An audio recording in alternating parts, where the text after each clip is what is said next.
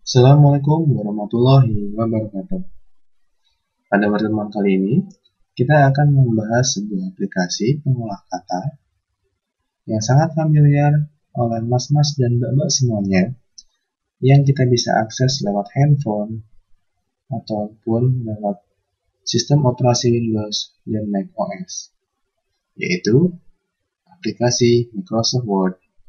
Microsoft Word yang akan kita pelajari pada kesempatan kali ini yaitu saya menggunakan Microsoft Office Word 2013.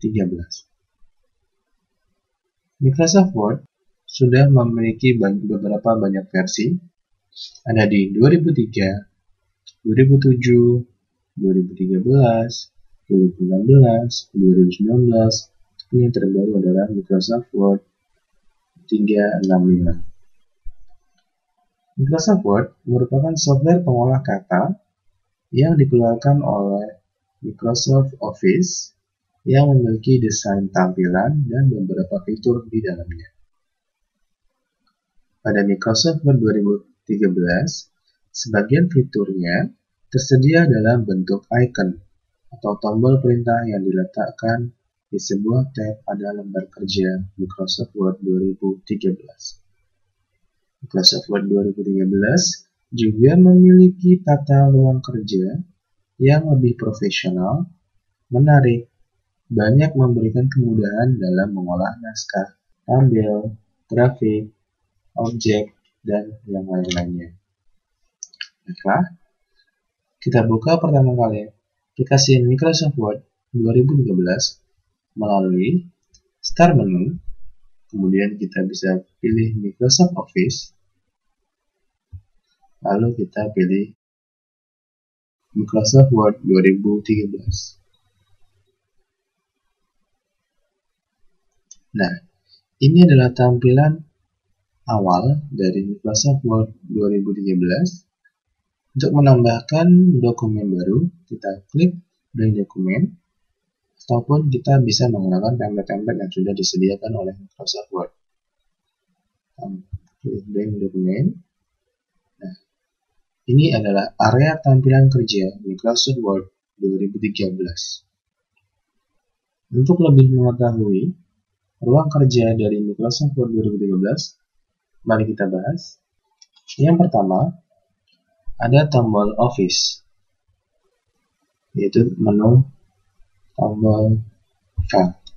Nah, di sini, tombol Office digunakan untuk menampilkan semua perintah yang berhubungan dengan pengolahan dokumen, seperti menyimpan, mencetak, beberapa perintah, dan fitur lainnya. Sini ada menu Info, yaitu info dari dokumen kita. Kemudian bisa ada New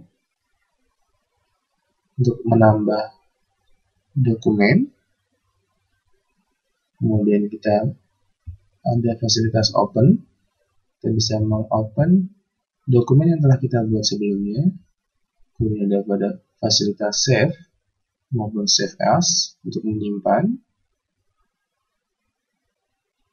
Kemudian ada fasilitas Print untuk mencetak hasil dokumen yang kita ketikkan. Ada fasilitas Share yang bisa kita gunakan langsung untuk dikirim ke email maupun ke blog. Kemudian ada Export untuk mengekspor dokumen yang telah kita buat ke file PDF maupun file tipe lainnya. Kemudian ada Account. Sini adalah akun dari Microsoft Office 2013 kita. Bisa kelihatan trial maupun aktif.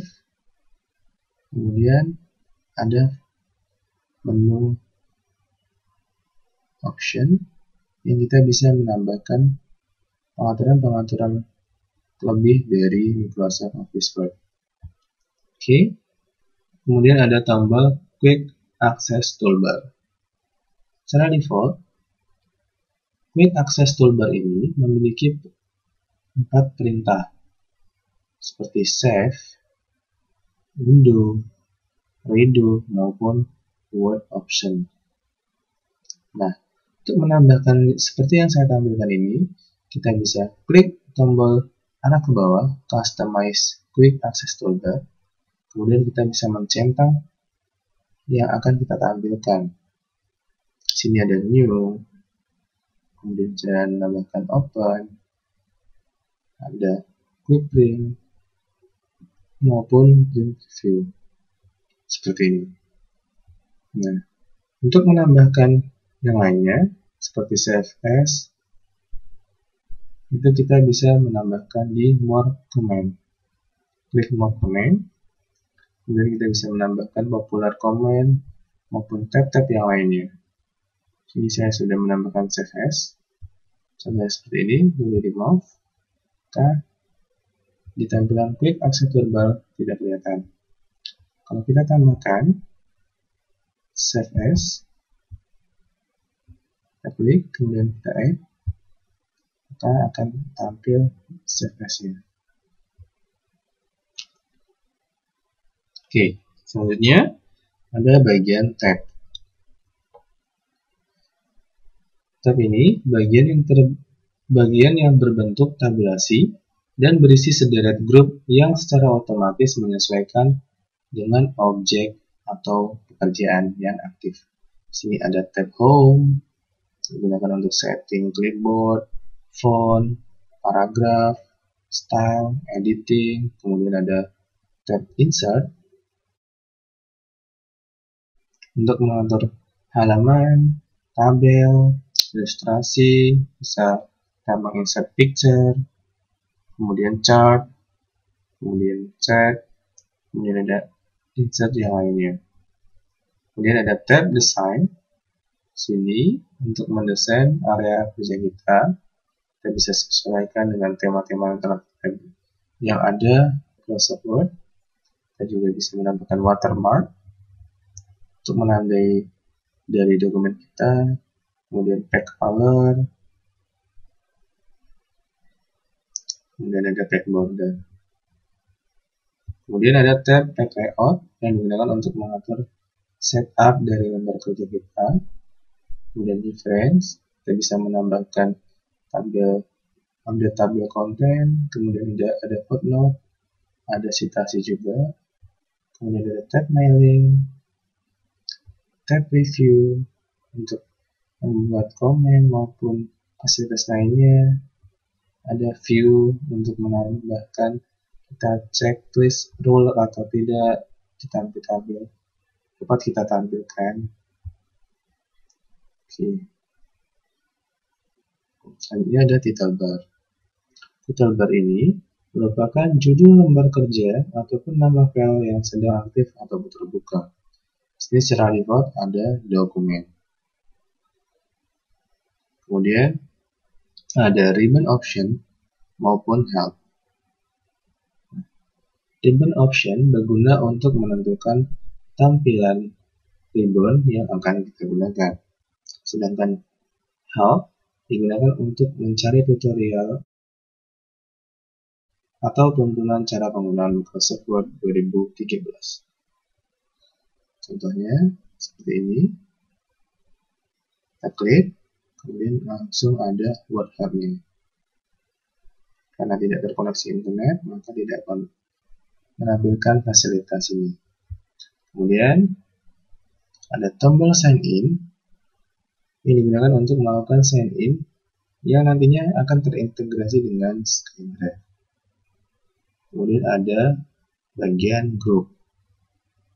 Grup ini merupakan isi dari tab dan berisi beberapa tombol perintah untuk menjalankan perintah tertentu. Contohnya ada grup clipboard, grup font, grup paragraf, style, dan editing. Kemudian ada tombol expand, yaitu tombol yang ditandai dengan simbol panah kecil berfungsi untuk memunculkan kotak dialog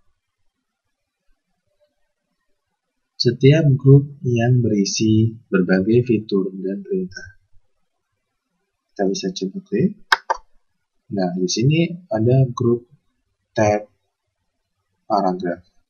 Ini adalah kotak dialog perintah selanjutnya dari group text, group tab paragraph. Kemudian ada row yang digunakan untuk membantu Anda mengatur jarak, ukuran lembar kerja, dan indentasi. Kemudian ada area lembar kerja kita yang merupakan tempat untuk mengetik dan mengolah teks serta memberikan konten lain seperti gambar, tabel, dan lain-lainnya. Kemudian ada zoom level yang digunakan untuk mengatur ukuran tampilan layar kerja kita, bisa zoom in, kemudian ada zoom out juga. Lalu ada pengatur tampilan lembar kerja kita, di mana pada pengatur tampilan lembar kerja kita berisi sederet tombol perintah untuk mengatur tampilan lembar kerja. Di sini ada web layout, seperti print layout maupun read mode. Read mode akan seperti ini. Kemudian ada print layout akan seperti tadi. Kemudian ada web layout. Oke. Kemudian selanjutnya yang terakhir ada status bar yang merupakan bagian yang berisi informasi tentang halaman yang sedang aktif seperti nomor urut, halaman, dan jumlah halaman. Kemudian jumlah kata juga dan bahasa yang kita gunakan. Baik, kita langsung belajar kasus membuat dokumen.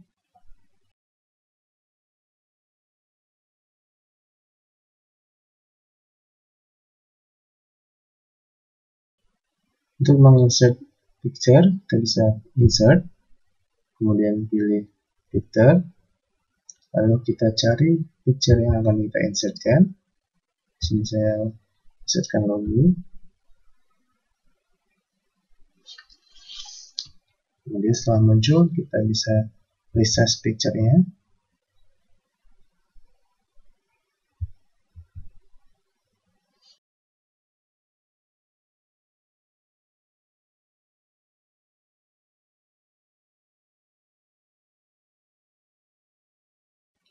Secara default, di sini teks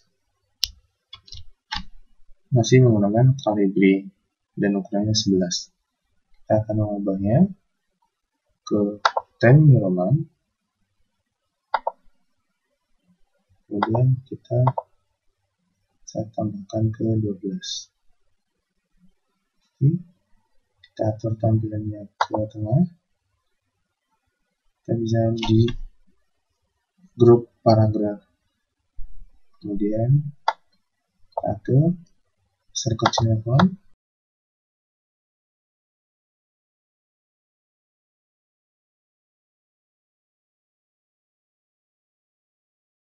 Agar terlihat rapi, kita bisa klik ke menu left untuk susunan nama, NIM, mata kuliah. Kemudian kita geser pada rules-nya. Seperti ini.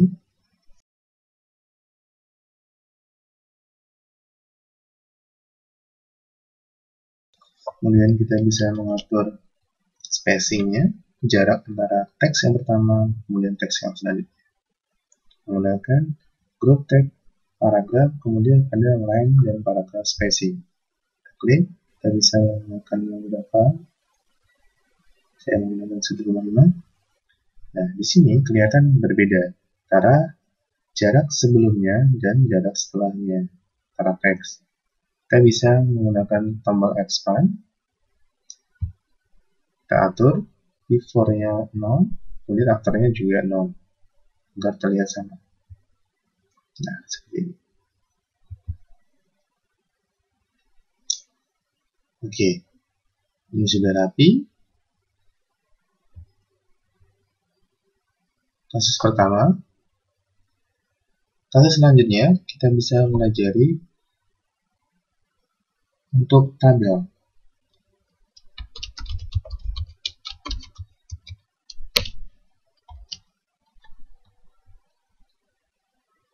Klik insert, kemudian klik tabel.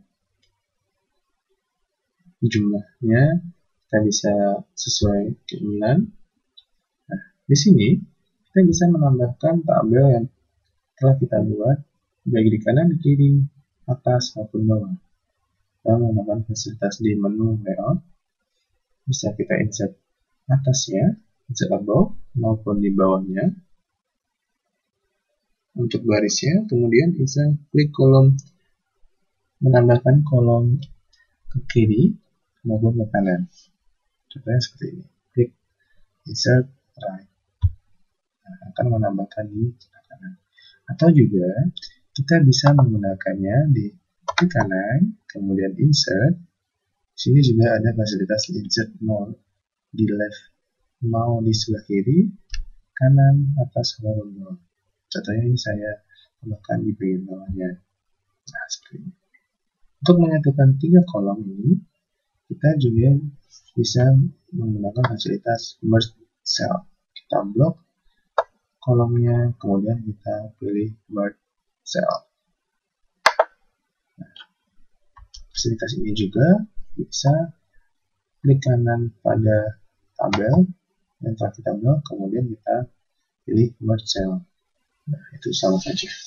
Untuk mengembalikan kolom seperti sebelumnya, kita bisa Ctrl Z. Ataupun kalau sudah terlanjur untuk mengetik teks selanjutnya, nah kita bisa klik pada kolom maupun tabel yang telah kita hilangkan sebelumnya, kemudian kita pilih split cell. Nah, di sini kita bisa mengatur kolom yang akan kita buat berapa, kemudian barisnya berapa. Tadi ada 3 kolom, dan ini saya tambahkan 3. Nah, seperti ini. Untuk setting agar bagian tabel tidak terlihat pinggir-pinggirannya, kita bisa klik di design, kemudian pilih border. Kita bisa pilih no border ataupun yang lainnya. Ini saya akan menghilangkan teks, dimana tadi itu garisnya adalah vertikal seperti ini. Nah, sepertinya terlihat merge cell, tapi ternyata ada 3 kolom. Nah, seperti ini, hampir sama. Fasilitas ini juga kita bisa akses di home, kemudian ada pilihan di grup paragraf, yaitu border. Di sini juga ada fasilitas tersebut. Kita menambahkan diagonal.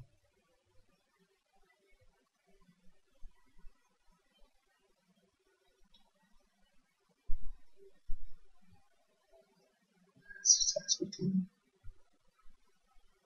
Oke. Membuat cover template yang kita gunakan. Template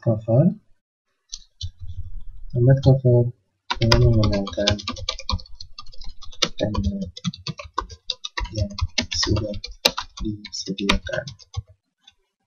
Kita bisa klik insert, kemudian cover page. Nah, di sini adalah template-template yang sudah disediakan oleh Microsoft Word. Saya coba akan menggunakan salah satunya, ini. Oke. Nah, di sini akan ada insert page sendiri.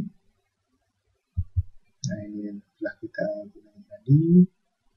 Nah, ini di kita edit terlebih dahulu cover yang telah disediakan oleh Microsoft Word.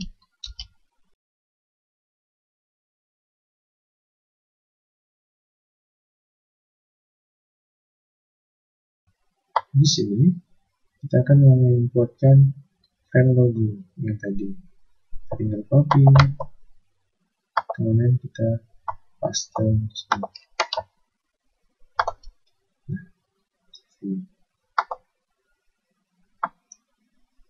Nah, di sini kita tidak bisa memindah-mindahkan logo ini. Maka caranya kita klik kanan pada logo, pilih Word Text. Nah, Kemudian kita bisa taruh logo di belakang teks maupun di atas teks. Nah, ya kan? Fasilitas ini juga ada di menu format, kemudian ada word text. Kita sesuai akan tampilkan di atas teks, sehingga kita bisa menempatkan sesuai yang kita inginkan.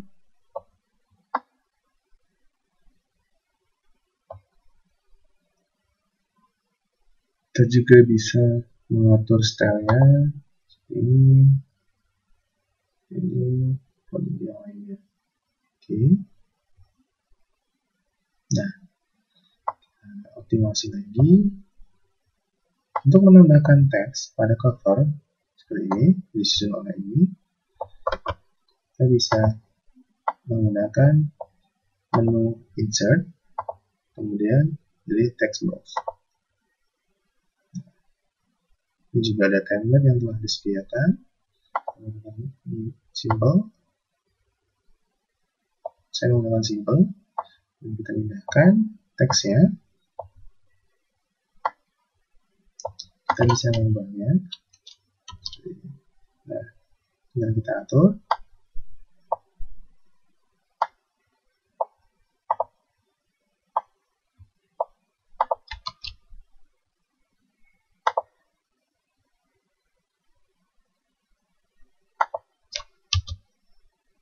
Oke.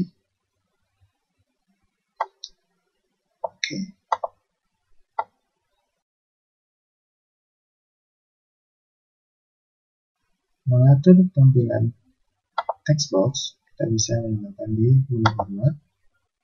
Kita bisa mengubah teksnya, warna teksnya, maupun lainnya, atau bahkan bagian backgroundnya.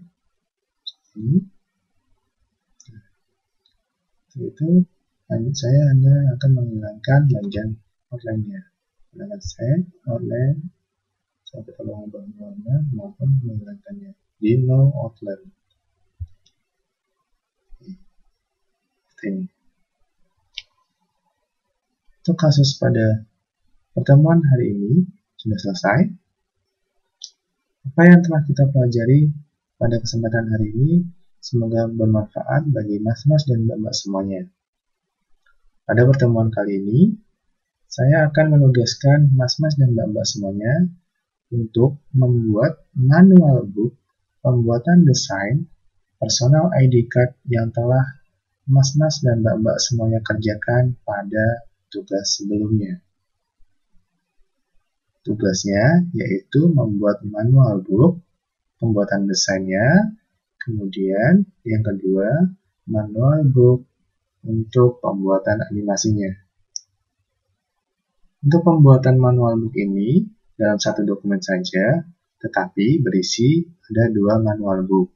Manual book pertama pembuatan desainnya, kemudian manual book kedua pembuatan animasi dari personal ID card mas-mas dan mbak-mbak semuanya. Cukup sekian pertemuan pada hari ini.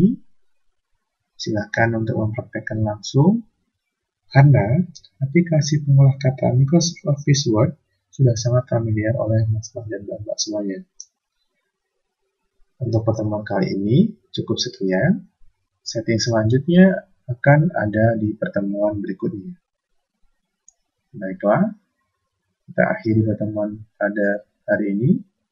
Assalamualaikum warahmatullahi wabarakatuh.